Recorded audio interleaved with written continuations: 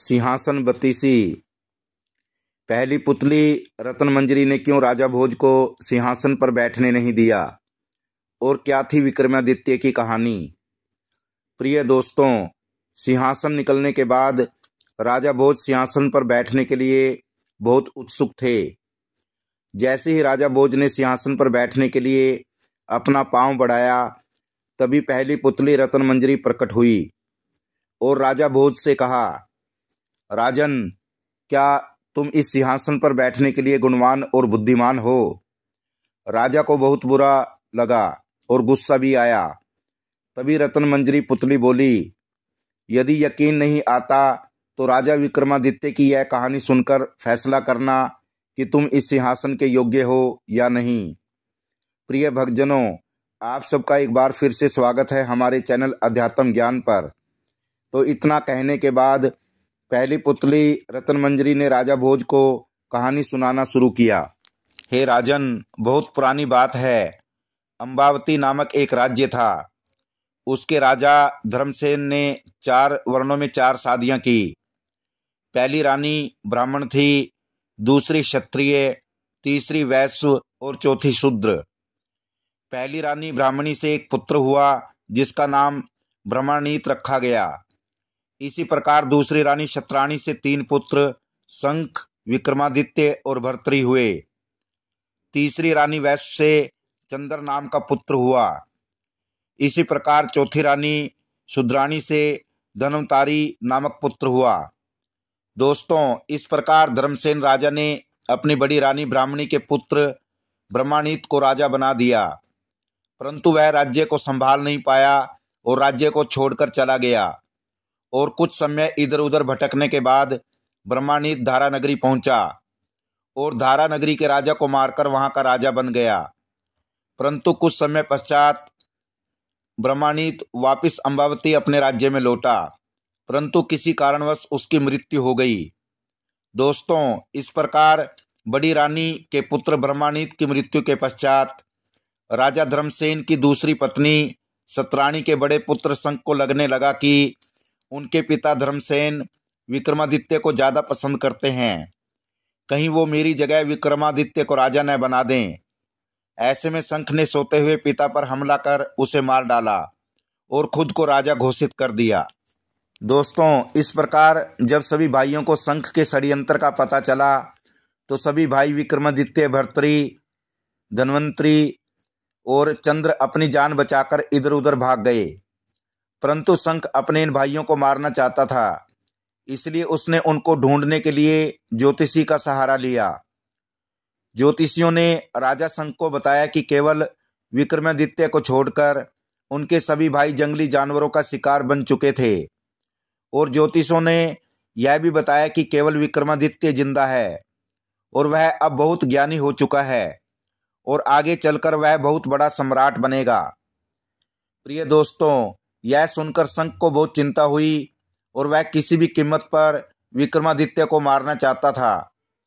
प्रिय भक्तजनों, इस प्रकार कुछ समय बाद शंख के मंत्रियों ने विक्रमादित्य को ढूंढ निकाला और इसकी खबर राजा शंख को दी। राजा शंख ने विक्रमादित्य को मारने के लिए एक तांत्रिक के साथ योजना बनाई। राजा शंख ने तांत्रिक को कहा कि वो विक्रमादित्य को काली माता की आराधना करने की बात बताए और उसे सिर झुकाकर काली माता की पूजा करने को कहे, और कहा जैसे ही विक्रमादित्य काली माता की आराधना के लिए अपना सिर झुकाएगा वह उसकी गर्दन काट देगा।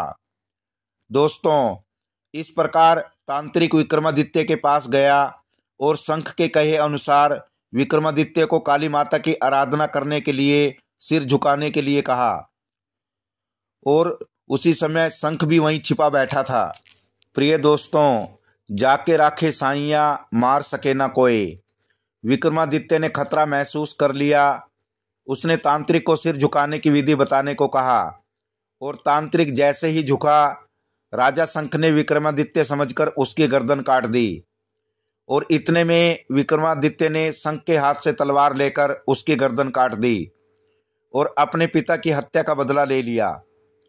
प्रिय दोस्तों, इस प्रकार विक्रमादित्य अपने राज्य अम्बावती की राजगद्दी पर बैठ गए परंतु एक दिन राजा विक्रमादित्य को पता चला कि जिस राजगद्दी पर वो बैठे हैं वो राजा बाहुबल की कृपा से है।